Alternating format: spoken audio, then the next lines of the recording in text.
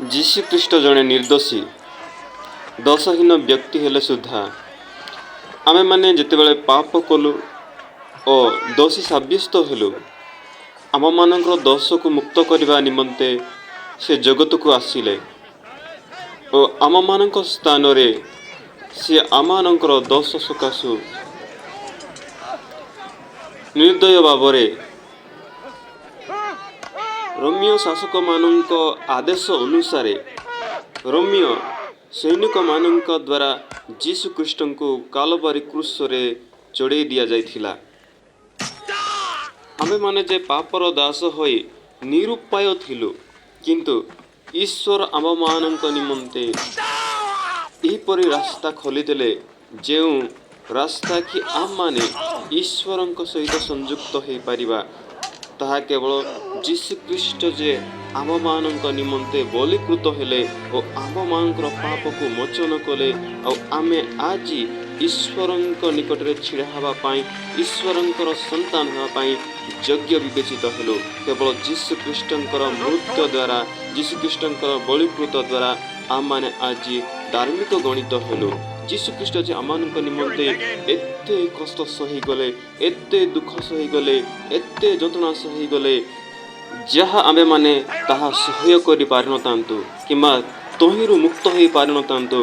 ଆମେମାନେ ଅନନ୍ତ କାଳସ୍ଥାୟୀ ନିମନ୍ତେ ବିନାଶର ପାତ୍ର ଥିଲୁ, କିନ୍ତୁ ଆଜି ଆମମାନେ ସେ ଖ୍ରୀଷ୍ଟଙ୍କର ମୃତ୍ୟୁ ଦ୍ୱାରା ଓ ତାହାଙ୍କର ବଳିକୃତ ଦ୍ୱାରା ଆଜି ଆମମାନେ ସମସ୍ତ ପ୍ରକାର ପାପ ରହିତ ହୋଇଅଛୁ ଓ ଧାର୍ମିକ ଗଣିତ ହୋଇଅଛୁ। ଆମେମାନେ ଯେ ଈଶ୍ୱରଙ୍କର ଗୋଟିଏ ମହାନ ଯାଜକ ବା ପବିତ୍ର ବର୍ଗ ଭାବରେ ଗଣିତ ହୋଇଅଛୁ। ଏଠାରେ ଆପଣମାନଙ୍କୁ ମୁଁ ଲିଖିତ ସମ୍ବାଦ ଦେବାକୁ ଚାହେଁ। ଆପଣମାନେ ଧ୍ୟାନର ସହିତ ଦେଖନ୍ତୁ ଓ ପଢ଼ନ୍ତୁ ଓ ଜାଣନ୍ତୁ ଆଉ ବୁଝି ନିଅନ୍ତୁ।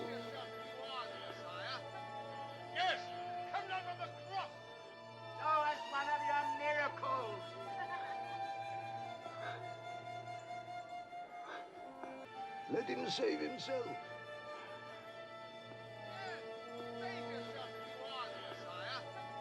Yes, come down from the cross. Show us one of your miracles.